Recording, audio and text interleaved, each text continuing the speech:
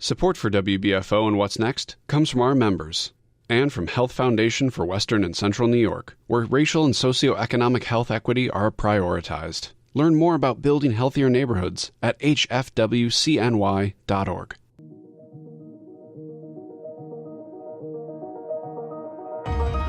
I'm Jay Moran.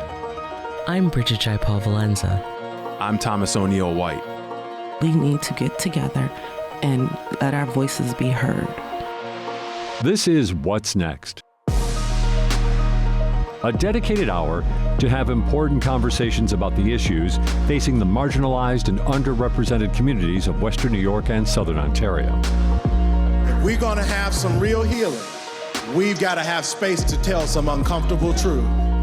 What's Next continues our mission to discuss race, equity, and the common concerns of Buffalo's East Side and beyond. In the suburban area, everywhere, we must work and teach our children. Good morning. This is What's Next. I'm your guest host, Bentley. Today we are talking about music business education with Eann Robinson and Kiman Baldon of Ear Quality.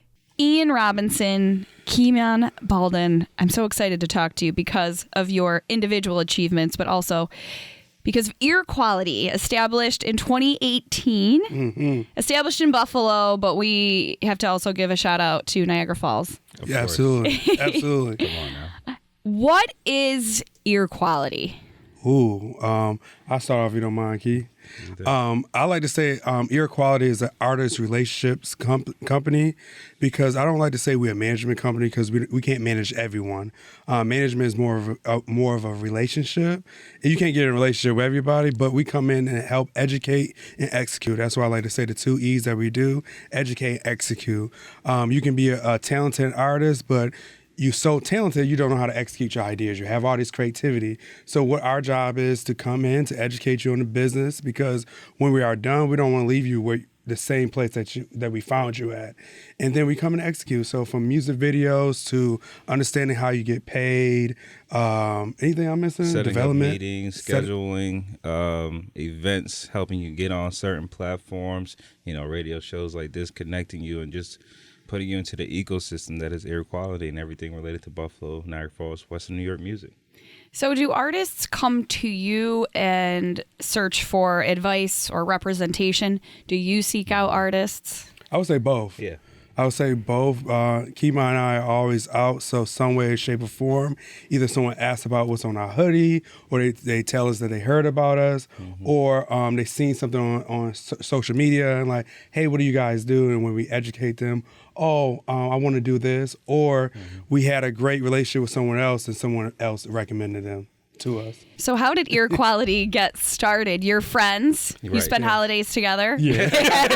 I go to Kiman house every Thanksgiving. It's part of my routine. Quite a few holidays. Yeah. Quite a few. I mean, I'm adopted son. Me and Ian been friends for like over, I want to say 20 years. Yeah, now. over 20 years. I want to say 20 years. They be pushing 25, to be honest. That's crazy. So we met in middle school, but this idea of his middle school shut down, so he had to business. come to mine. Yes, no, it's okay. It's true. It's very true. It's, but when we really started to connect outside of school at a after school program called Connections, but the idea for the business kind of stemmed from him coming to me in our high school hallways when we were seniors, and he was just, I want to be the next person in music. I want to be this, that, and the third. He had his inspirations, and I was just like, all right, cool, let's do it. Because I'm really on the technical side of everything. Right. So in high school, I was really into media, music production, theater, chorus, things like that. So he had the business mindset and he has the superpower. I tell him all the time of just being able to connect with people, so everybody loves Eann. So you put those, it's like everybody hates Chris, but everybody loves Eann type of thing. But yeah, we came together. It's just throwing parties, throwing events. We took that from high school to college. We had an apartment. If you went to SUNY Fredonia around that time, it was called Apartment 711. Which was kind of like the nucleus to where we were starting, which was Ear Entertainment at first. And we created a mixtape. We got connected with, some students that were also into music. Shout out to David Salter. He goes by Morrow. He's a producer on the project. We met Cookie. We met our partner, DeQuella Blacks, who's in New York. She's holding it down for us out there. And it grew into this business called Ear Quality. We've just been running with it ever since. And you were music business majors. Yes. Yeah. So there is the business aspect, the production aspect, but you bring a lot to the table. Absolutely. I know where I'm good at, I know where I'm not, and while I'm not, I know how to tap into other people. And normally I just call Kiman. That's why that's why we work very well together. And honestly, myself, Kiman, and our business partner, DeQuella, we're the one who really brought hip hop to Fredonia, where it was so focused on bands, and it wasn't necessarily focused on R&B and hip hop. Right. And I wanted to learn more skills about today's industry, not the 80s, and no shade to the 80s, because you need to know what has happened before to go forward. Right. Ear Entertainment started in our apartment. Yep. Over time, I got tired of writing Ear Entertainment. You have EAR, the entertainment. That's too long. and one of my mentors, one of the managers, still to this day that I look up to, is Scooter Braun, who's Justin Bieber manager, Ariana Grande manager, and he has the Braun Project. I always thought you needed to have the word records in your business, like RC Records or Artisan Records. No, I said, no, it can be something different and still provide the same service. And we always make sure we put quality in our sound. So it was like put the ear together and put the quality together, and here we are. Obviously, you're both business-minded as well as being passionate about music. So being business-minded, you obviously saw a hole that needed to be filled and a service that needed to be provided. Absolutely. What is that hole here? Education. You see everybody just, making all this money, but a lot of folks don't know how they make money. And what I've noticed is working with artists in Niagara Falls and Buffalo, they can create the music, but they don't know the best way to put it on different platforms, the best way to make sure you're promoting after the fact, before, after, and during the fact. And so many things that they're missing that they feel like success is going to come to them just like that, but you have to do the legwork. I think it's also fair to say that along with education, like there is a lot of history in the music industry that Buffalo is tied to that a lot of people don't even know about. Yeah. Right. We come from Niagara Falls where we don't have that. We don't have the history, and we definitely have a lot of artists that are trying to do music, and then within 3 years they just disappear. Why is that? Like, for one, it's definitely teamwork. It's definitely they don't know what they're doing. They just know they see somebody else doing it and they want to do it themselves. But how many times are we going to watch that, fail? You know what I mean? So what can we do as people that love music and people that are interested in being, the next big business, the next Cash Money, to, whatever OVO, label you think TDE. you think about? Yeah, OVO's right across the street. But at some point, somebody had to do something, and we knew we wanted to do it because we've seen it so much. I've had adult males literally taking me to studios, watching them record, and I would sit there and think, oh, you guys are going to be the next such and such. And then, I hate to say it, but somebody goes to jail or, somebody just falls off. And it's the consistency we all need to work together. It's just teamwork that we were missing as well, other than just education and talent, real talent. Well, and you mentioned when you were at Fredonia, finding that hole of there wasn't a lot of hip hop promotion as far as events go. Are you finding that now, and that being maybe a lane for you guys here in Buffalo to be able to, raise up the hip hop community here and put that to light? Absolutely. I would say that's a great question. And I would say absolutely, but at the same time, yes and no. I feel like a lot of the good spots to really have these shows do not support hip hop, and that's the problematic, and that's the problem with us being able to execute so many hip hop, because for some odd reason hip hop equates to violence, even though rock can equate to violence. Yep. R&B can. You might be missing your girl and just get upset, Wow. I would say there's a lane for us to tap into, but it's hard. And that's why Kiman said my superpower is to build connection, because I can be somewhere where let me bring this back. For example, a lot of folks don't know about Musical Fair. I built a connection with the person that oversees Musical Fair that's on Damon's campus, but not run by Damon. But a lot of people can't or don't rent it. But being that I had that relationship, I was able to get that spot. And that's a beautiful spot, had a nice cabaret, but some people don't believe in the vision because people don't articulate their vision correctly. I think what we do, we help the artists get their vision out so it can make sense to someone who owns a business or a business owner. Now, as far as the things that you work on with artists, you know, we're in the streaming world. You obviously want to promote them. You can promote them in other ways than shows. Not that long ago, Black Lives Matter, a lot of record labels and businesses made promises to focus on signing Black artists, promoting Black music, because it wasn't that the music wasn't there. They just weren't being promoted. So do you feel that that has happened? Is there still a lot of room to grow in that area? It's definitely still a lot of room to grow. I think that the promise was, in a way, I think when big companies or corporations, whoever, make a deal or a promise to help promote, I guess our community, you can say, it starts to feel like I don't want to say propaganda, but a ploy almost. At that time, DEI and hot topic. Yeah, it's the trending thing, and everybody wants to get looked at as an ally, and especially at that time when there was a lot of attention being brought to, just the abuse that happens in our communities, from the different aspects, from police brutality to, our women being underpaid, and I think almost all women are underpaid. It's not just Black women, but just the discrepancies and the disparities between different communities. And then when you put music into it, there were a lot of popcorn acts that came since 2020, and by that I mean, you get a viral song, you're hot for like a year, and then they kind of disappear. But there's no real development. You're just kind of giving them a spotlight, and then once that flame is gone, they're gone. Not too long, we did see I forget which company it was, but they dropped 50 acts in one day.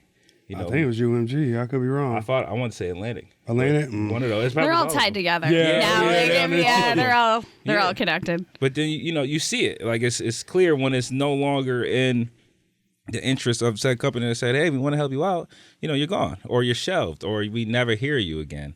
And that's a thing that's happened several times. And at this point, I just think that it's kind of weird. Like we don't need it anymore at this point. At this point, the industry is kind of converting to the independent route of things, which is really what we wanted this entire time, is to assist the independent acts, and not necessarily like sign everybody and then shelve them when whenever they're not good to you anymore. Absolutely.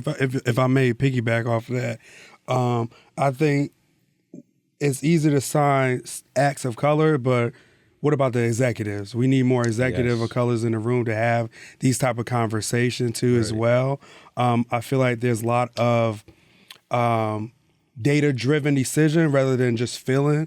I'm a true believer about how music makes you feel. My favorite saying, where words fail, music speaks. So I truly feel that music is going to be that guide for you. And if we can't find the right people and put in the right position and not focus on data, I don't know where the music industry might go. We might just focus on artists can make quick money and then drop and move on to the next person. I call them the TikTok artists that great to do a TikTok but can't really move numbers. Well, the fact that the way you're talking, it gives me hope because you highlighted a lot of things that people don't think about that play a role in the music business. Talking about UMG, the CEO of UMG, who is making the most money off all of these battles between Drake and Kendrick. Who is the one that's actually benefiting? And now obviously we have lawsuits happening, but if you look at the business executives, I guess they are.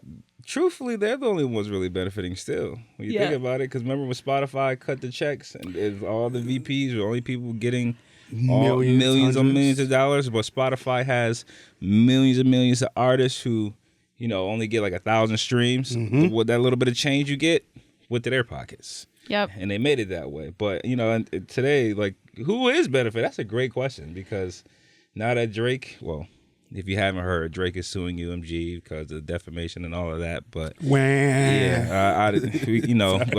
but shortly after Kendrick's album was released. Absolutely right. So technically UMG would be benefiting, but in this case, if Drake wins this lawsuit, they're not going to be benefiting. Nobody's going to benefit because they have all the control. And Yeah. as long as their control is messed up, they're not going to be happy. And at the end of the day, the labels out here to make money.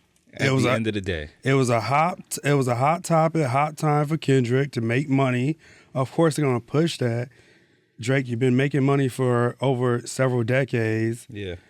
Of course, they're gonna push on that's hot. Yeah. But I could understand the negative impact or the negative comments that folks feel as if like they pushed it in the sense to defame him or make him seem like something that he's not, quote unquote. I don't know what he is. I'm not going to say, but we know the persona of Drake. We don't know Aubrey Graham. We don't.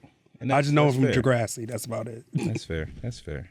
Well, we do know that behind the scenes and in these higher business powers, we need more people like Eann and Kiman.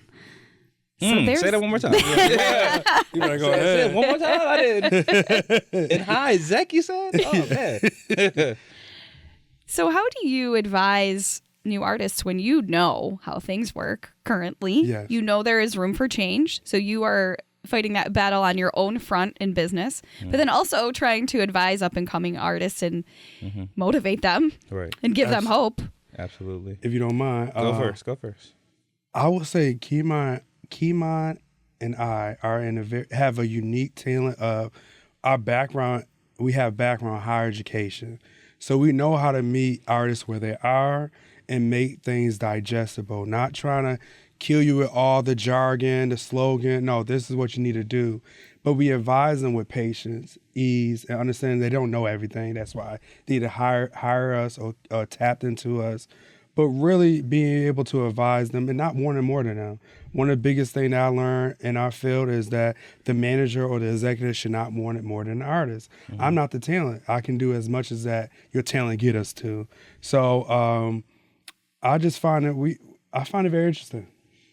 I would say when I was in college, and I think it was you and I that had a conversation, Eann, where you have to really understand the industry that you're going into, right? Like when you're pursuing a degree in bio, you got to know what the field is like before going out there, what to expect, things you get paid, and what the risk and everything.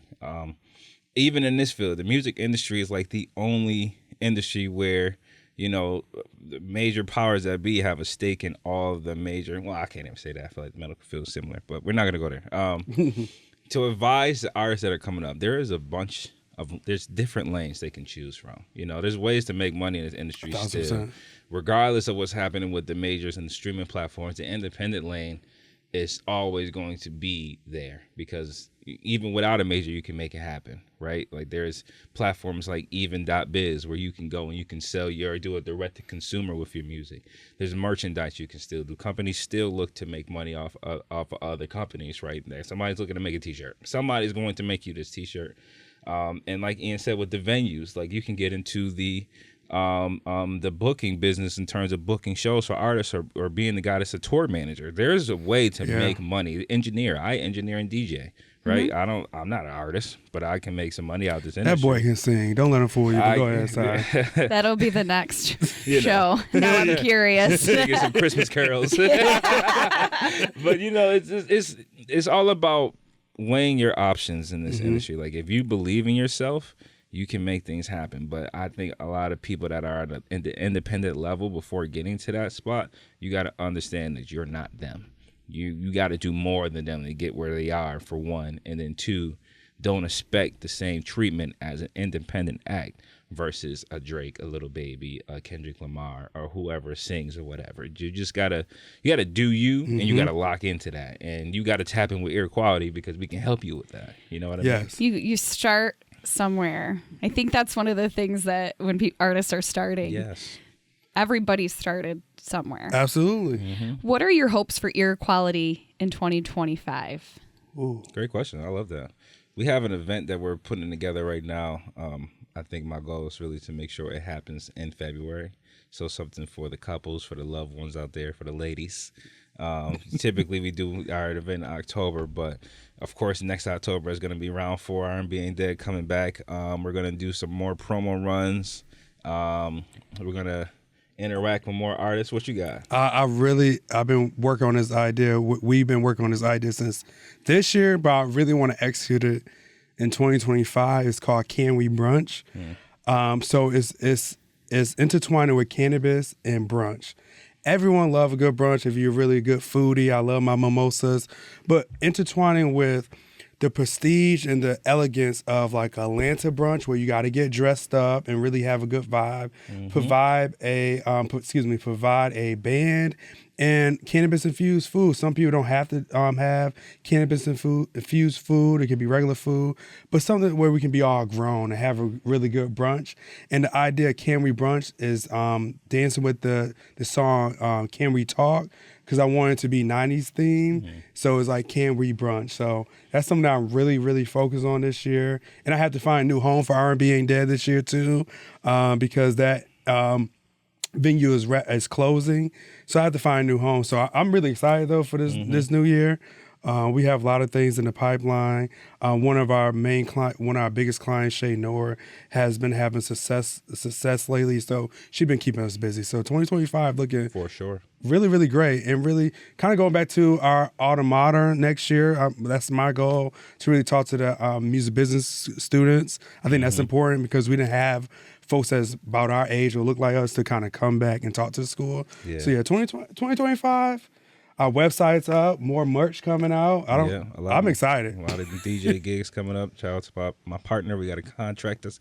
You can't necessarily say where we ain't signed it yet. So I'm also managing Kiman too on the side too. Yeah, helping me go to this DJ brand, DJ 360. Sign me up for all the events, by the way. Oh, I got you. I found you on Instagram. I got you. We'll get you a seat. Yeah, right, a special spot right reserved. So if somebody wants to talk to the two of you about a career, or they're in music, or they want to talk to you about events, what is the best way to get involved with Ear Quality? The best way is on our social media. Either that's ear_quality on Instagram, or you can check me, Eann the Ear. Kiman, what's your underscore DJ 360 underscore DJ 360? Yes, or you can just go to our wonderful website, earquality.com, for all information. And do the contact form for us. Go ahead. Yes, and also we have available free split sheets. If you don't know what that is, go on our website. We educate you. You guys are the real deal. We try. Make sure you tell the people that. Yeah, absolutely. We'll get all that info posted along with this episode too, so people know how to get a hold of you and follow your successes. And can we maybe come back in some way and talk about this UMG thing and follow it? Because I am so curious to know your insights as this thing keeps going. Man, I Go wish, off, bro. I keep telling them, like, we're going to have a podcast at the house, because we be having conversations at home. Like, listen, that needs to be on TV. I can't wait to come back and talk about that. Yeah, I just think this whole thing is just interesting. But at the same time, it's business. It's not personal. Yeah, all right. It's been a pleasure, Eann and Kiman. I look forward to talking to you again and seeing all the great things that Ear Quality does in the new year. Appreciate you. Thank you. Thank you. Stay with us. We'll be back with Jay Moran speaking with Henri Muhammad. This is What's Next on WBFO. This is Jack Cruiser with the scoreboard on WBFO. Listen during Morning Edition and All Things Considered each Monday, Wednesday, and Friday for the latest on pro matchups and college rivalries, as well as standout local athletes from Western New York and Southern Ontario. Want more? Listen to a longer version of the scoreboard at WBFO.org or wherever you get your podcasts.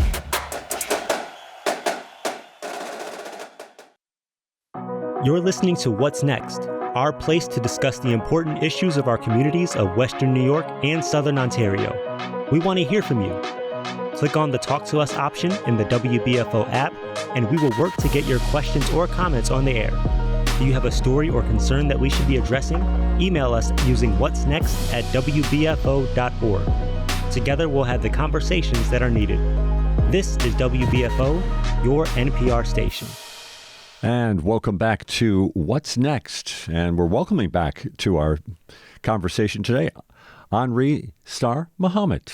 Thank you. Good to have you back. Thank you for having me. The Muhammad School of Music, we actually talked to you earlier this year during your 25th anniversary. You've had a busy year. I think I read that you're closing in on 100 performances this year? Yes, it has been a tremendous year, this 25th anniversary year.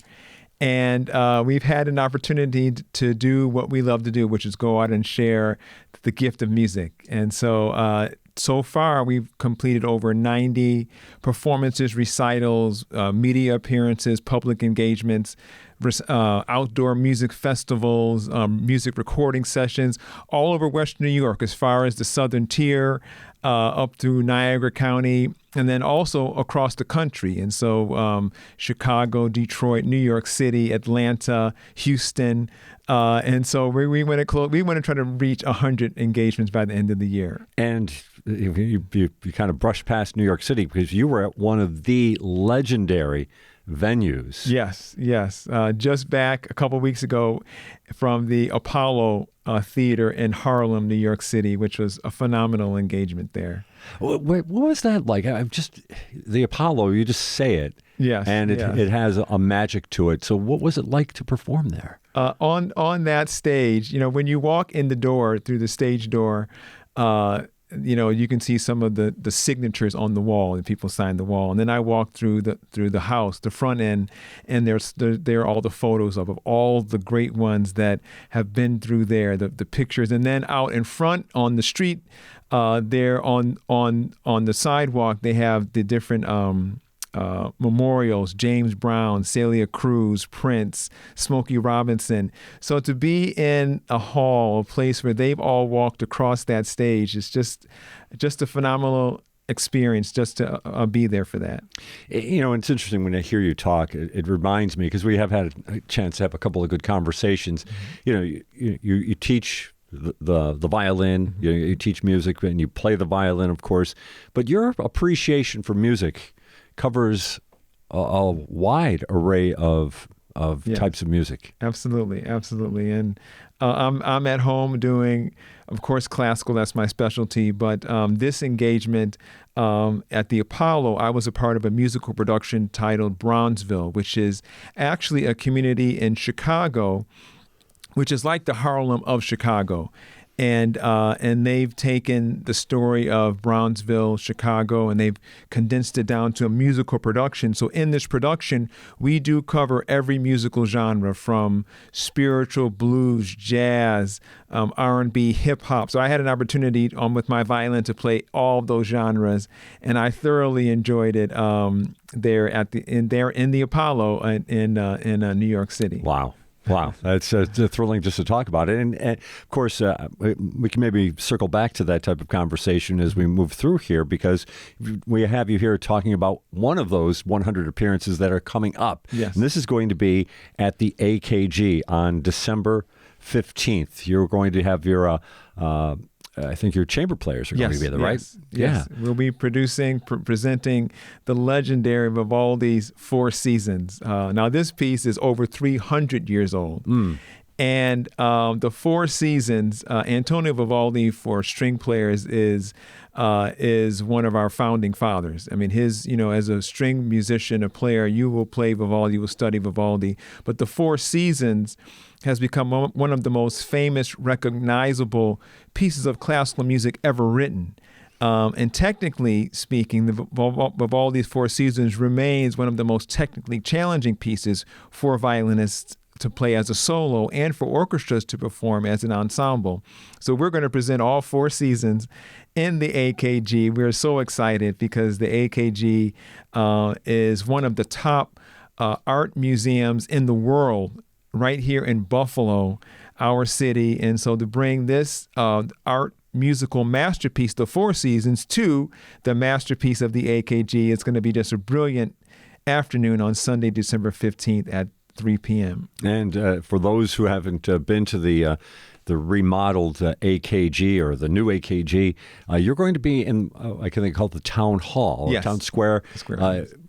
They have done a spectacular job of building that up and making it into just a glistening space. Yes. And we're hoping that the violins and the ambiance and the overall feel is just everyone that comes in, we hope will feel enlivened and rejuvenated with the music and being in the AKG itself. But so what about the idea of playing the Four Seasons though in mid-December in Buffalo? I mean, we're all focused on one season. Yes, I know. So the Four Seasons. What makes this piece special is that Vivaldi actually wrote a poem that coincides with each of the seasons, and so sometimes they call it program music. And this was actually kind of something that was new for classical music, where the composer wants the audience to actually think about what they're listening to. So for each season, starting with spring and then summer, autumn, and then winter, we're going to end with winter.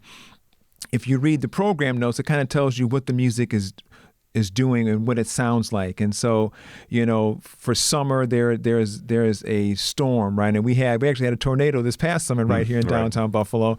You can hear that in the music, right? And then in autumn you can hear the joyfulness of the harvest period, right? And then in winter you can hear the frigid temperatures. And I mean, the winter is probably the most the most fiery, electric of all of them. That's what we're going to end with. So, and then I'm going to leave out spring. Spring, that concerto is probably the most famous of all of the seasons, and it's very joyous and whatnot. And so we're going to hit all of those in each of our own, in our individual way through the students of Muhammad School of Music and our professional players that will join me in the AKG. Now, will you be playing and leading, or? Yes, I'm going to conduct and play the violin solos, and it's just going to be an outstanding concert. Now, I also want to mention, too, that along with the professional players and the students, we're going to feature the students of Muhammad School of Music performing, and we also will feature an original composition composed by my son,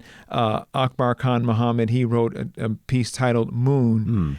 Which he's performed now all over the country with orchestra, and he's going to present the Buffalo premiere of this work, which has gotten rave reviews. Actually, on his Chicago performance, the audience actually demanded an encore. So he had to do it again, and so we're excited to produce it and premiere it here in Buffalo. Give us a little. I mean, it's always so fascinating to talk to you and ask you these questions, but to take us inside the mind of your son a little bit in this piece and what you hear. I mean, give us just a little bit of a taste. Yeah. So my son, who is my son, but he's an adult now. He's in his 20s. But he conceived this piece a few years ago, and I remember him playing it for me on piano. And then that was a couple years ago, and then it evolved. He arranged it for string orchestra, and then took it on the road. First performing it in Detroit with string orchestra. And then the ensemble that he performs with, they've been all over the country now, Houston and Chicago, and they just came back from Atlanta last week. But the piece is according to as he shared with me, the piece not only is a tribute to the moon as a celestial, but the way the piece flows, as he shared, is part of his own personal experiences and life challenges, and that's what composers do. We take, and actually any creative, we take our life experiences, whether it's through music or dance or visual art or literary art, and we write it into something that we can convey that others can receive and experience in their own way. And I know this piece, that every time I listen to it, I take away something different from experiencing it, and And I'm looking forward to experiencing it in the AKG, in that setting where we'll be on Sunday, December 15th. I'm really looking forward to it. We should also mention that this is a free event. Donations will be accepted, of course. Yes. So that's a nice other opportunity there as well, right? Yes. For somebody maybe to taste, get a sample of your musical ability or your school's musical ability, and see how much they like it. I mean, do you hope it makes that kind of a connection? Yes, we love going out into the community and sharing the gift of music of what we do, and the AKG has made it the opportunity for us to present this free concert as part of our 25th anniversary year. And so we will ask for donations and contributions, because what that does is that helps us be able to produce the next one. But at the beginning we shared that we're nearing 100 engagements, and those engagements have spawned everywhere from concert recitals like in Klein Hands, to churches, to community centers, nursing homes, backyard parties, other cities, and I'm going to mention outdoor music festivals, any venue that we can come to visit. If in the listening audience, if you have something that coming up and you want us to come and bring our violins and bring our gift of music, please reach out to us, because it's what we love to do. We're in our practice studios practicing, but then we leave the studio, we go out into the world and share this gift. We're talking with Henri Muhammad today on What's Next. Back with us. It's interesting because the last time we talked, it was you had your reunion weekend, right, yes, with a lot of your former players, and you played Beethoven. It was a big weekend, and I recall talking to you and your sense of anticipation. Take us from that sense of anticipation to the actual performance. When you're there on stage and you're doing this, what changes from the rehearsals to the performance? That's the exciting part. That is the journey, as I try to share with my students, that we practice, we put in hours a day, in our practice rooms, in our studios.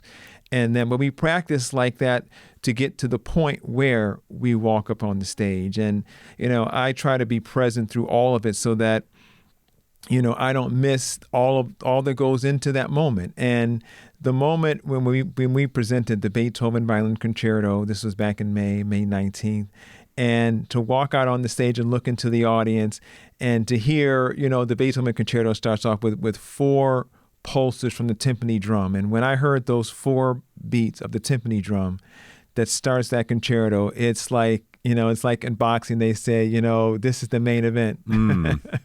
Like, I forgot the announcer. He would say, let's get ready to rumble. It was time to rumble. There's no turning back. There's no, I'm not going to turn and walk off the stage. It's all the way forward at that point. And I and the orchestra La Camerata de San Antonio, under the direction of Maestro Christopher Weber, we put that piece together, and it was as electrifying as it ever would be until the next time, which we're going to play in the next one, because Beethoven never rests. You never put Beethoven away. He's always ready for the next time. So yeah. So it sounds like you felt like the performance was terrific. The audience most likely responded in kind, but at the same time, you're also, you're a teacher, so there's a technical part of you. How do you grade your personal performance? I think my personal performance, I would give it an A-. Okay. And I think that gives me room to shoot for the A+. Beethoven, string players, musicians, any instrument will tell you that you never finish Beethoven. Beethoven is almost like a spiritual text that, you might read that passage, in your youth or whatever, or your youth and spirituality, but you might read it differently and understand it differently in your spiritual maturity. Beethoven is like that, so the Beethoven that I played 20 years ago is not the same as it was, a few months ago, 20 years later. And it will not be the same that it will be 20 years from now. And so we're constantly, studying, researching, and not that just in a literal sense, but also in the aesthetic way of trying to go deeper into what Beethoven wrote, because his music is just like that, And so the next time I mount the stage to perform the Beethoven Violin Concerto, it's going to be even greater than it was back in May, because there's always something more to go into with a piece like that. If you could just carry on with this just a little bit more, because it's intriguing to hear you say that there's always more. So, what are you then looking for as a performer? Or is it just as you continue to play it, you find different nuances that you can bring to the performance? Yeah. So Beethoven, that particular, speaking exclusively on the Violin Concerto, there was so much going on in Beethoven's life when he wrote that piece. He was suffering from the onset of his deafness, the debilitating, almost career-ending handicap. He also was suffering from his personal life and the love of his life leaving him, right? He was suffering from the social rejection that came from the things that he experienced in Europe at the time. And so he's writing all this into this piece, right? And so as an artist, for me personally, it's more than just playing the notes on the page. That's just the technical aspect of it. But it's what might be going on in my personal life at the time, right? And so, it's like playing the blues. You can strum the chords, but it's not until my baby left me that singing it is a whole different, type of therapy, And so, and studying the piece this time with the challenges, the personal life challenges, the challenges of pulling off the 25th anniversary, the challenges of the fundraising and family things and personal things and things going on in the world as a whole. All that goes into what's going on in my mind when I'm playing the notes, and then it becomes a little clear. So this is what Beethoven may have been feeling at this point. And in this passage, when, the 16th notes are playing, and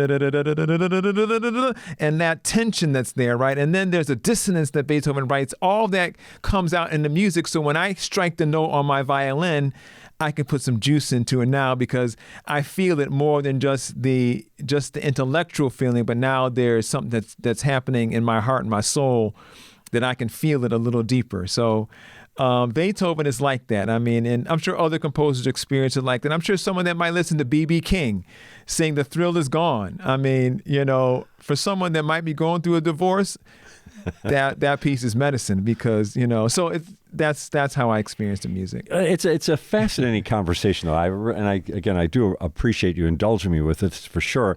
And it takes me back also to the idea that you have been teaching kids in the city of Buffalo classical music, for 25 years. And what was the number here? 10,000 children. Yeah. 10,000 children.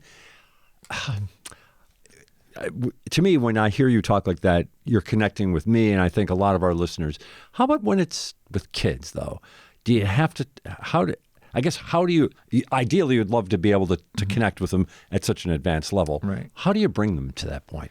So I think, with my students, just this year alone, I have close to 100 students on the roster. And I think it's about sharing with them the passion and the love for the instrument and for music. And so, I love the violin, and I hope that when they see me not just perform, but when they see me talk about the instrument, talk about performing on the instrument, that love transcends into them, so that they too can fall in love with the instrument. And I can see that. I can see the excitement in their face when it's time for violin class or go to violin lessons.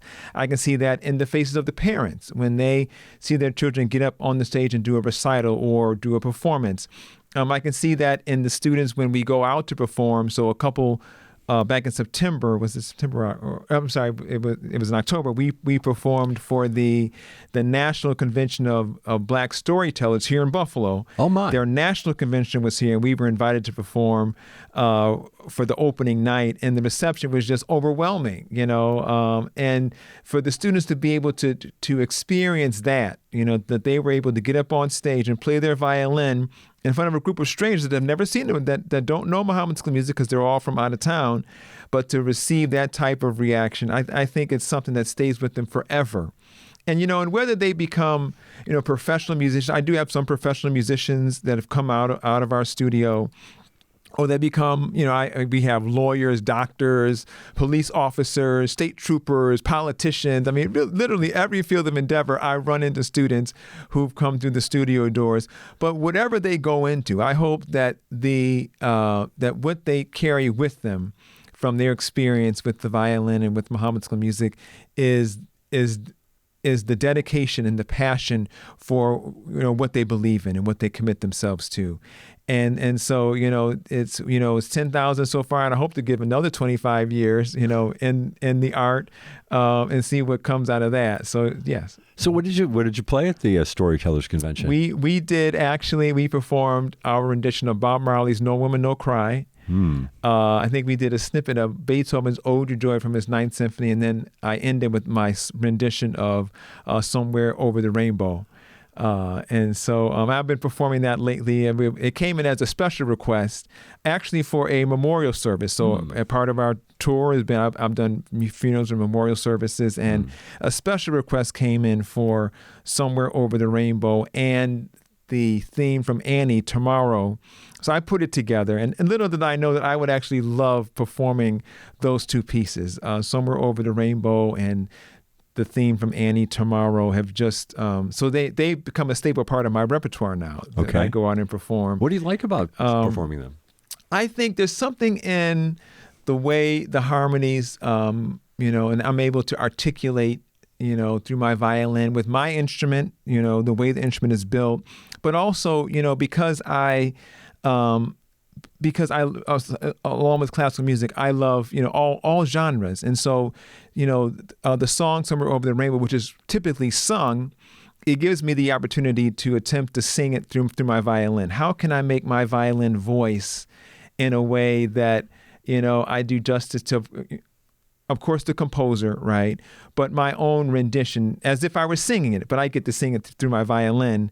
And I just love doing that. I just love, every time, I don't play it exactly the same every single time, but every single performance, I'm able to say something, differently, say something, in a new way on that piece in particular, Somewhere Over the Rainbow. And so I'm going to assume here and guess that you, as you said it, you have your violin sing in these. So you must have done it for other songs then too, yes? Yeah, I sang Beethoven Violin Concerto, which is, there are no words to it, but the violinist, we know that it's like the song without words. And I think that's what makes, a great, musician, but a great violinist, is that can we make the instrument articulate what's not being articulated with, words, So we're going to do some of that with the Vivaldi also on the 15th. So, yeah. Henri Muhammad with us talking about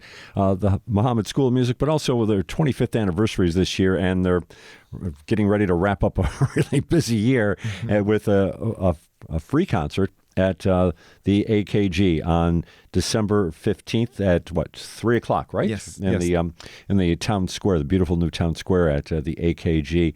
Of course, donations will certainly be welcome. Also, you told us, like you said, you even go to nursing homes.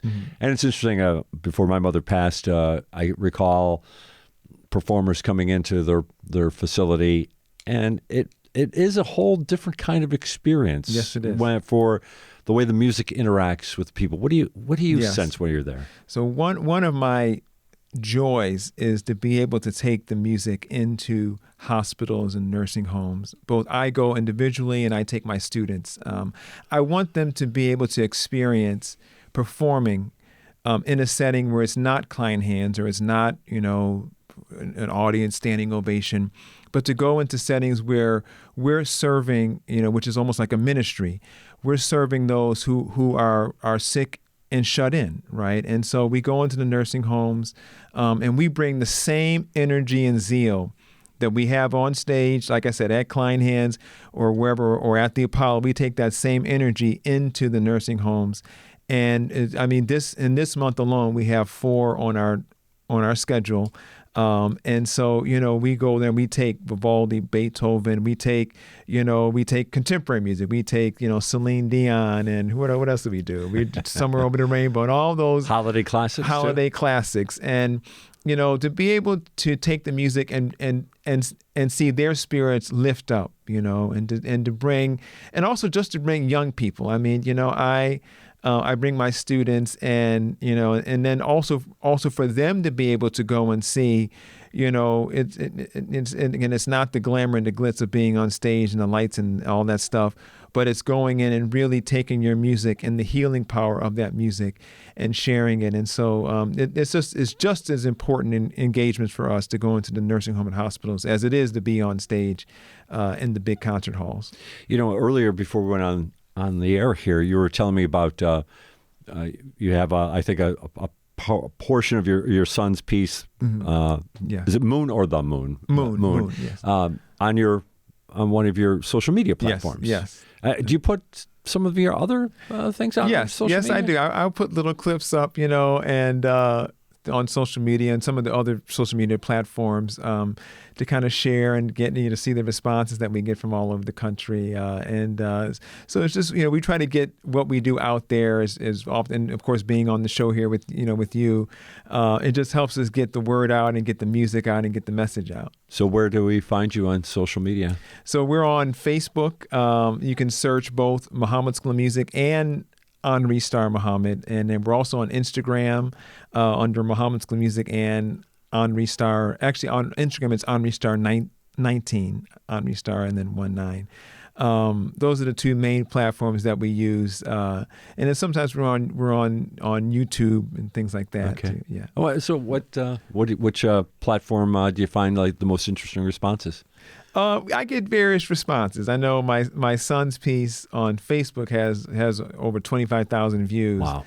And then on Instagram, it's a different kind of platform, but similar, sharing on there and keeping our presence, on the social media. And then we want to invite people. It's one thing to see it on social media, or see it on a computer screen or on your phone, but to come out and experience it live, in real time is another. It's a whole nother experience. Yeah, and just to put out another conversation we had before we went on the air, you went to see Beethoven's Ninth. Oh, yeah. At Kleinhans, performed by the BPO. You were in the audience this time. You've been on stage in various capacities. This time you're in the audience. What was that like? So as you shared, I've had the opportunity to perform in the first violin section of the Beethoven Ninth, the entire Ninth Symphony. I've conducted the BPO in the fourth movement of the Ninth Symphony, which is a different experience. It's one thing to play it. It's another thing to conduct it. But this time, when the BPO performed it back in May, I got tickets and I went and I sat in the audience. And my first time sitting and listening to it in a live setting, and I have to say that I was moved to tears to experience the masterpiece that Beethoven wrote. And, I've studied Beethoven. Beethoven is my passion, his life, his art, his mission. But to think that what he wrote at that time of his life, which was his lowest point. At this point, he is completely deaf. And also, in a sense, his career had died at the time.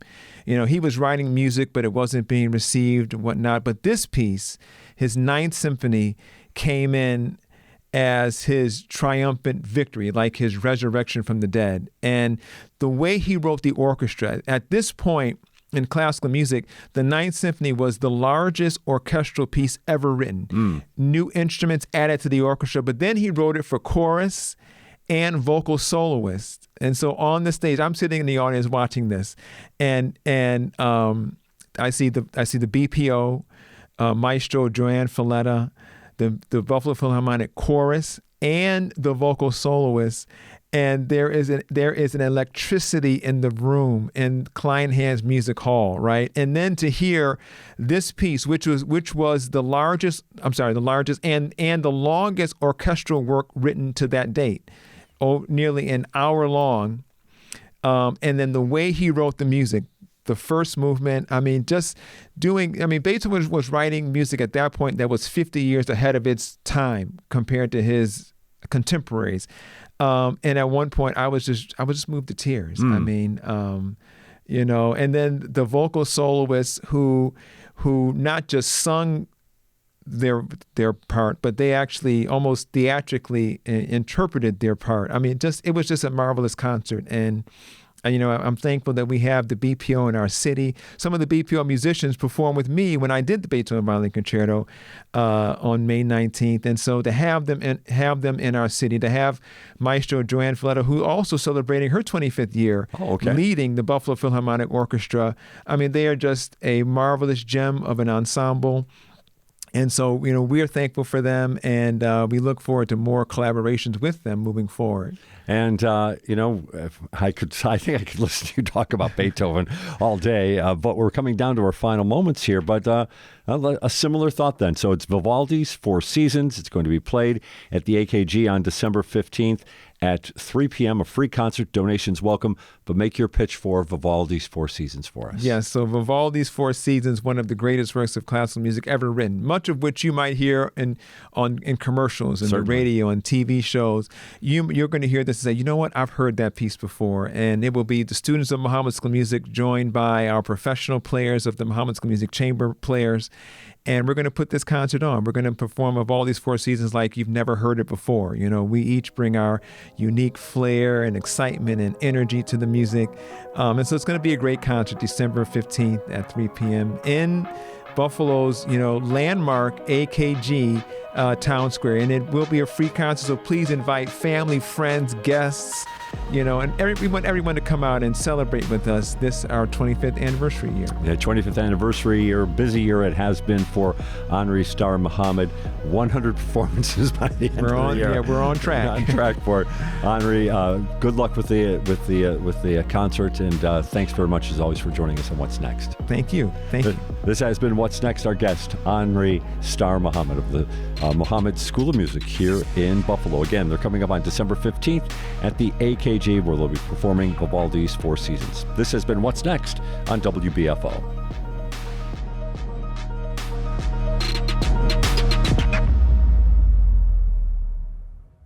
Support for WBFO and What's Next comes from our members and from Health Foundation for Western and Central New York, where racial and socioeconomic health equity are prioritized. Learn more about building healthier neighborhoods at hfwcny.org.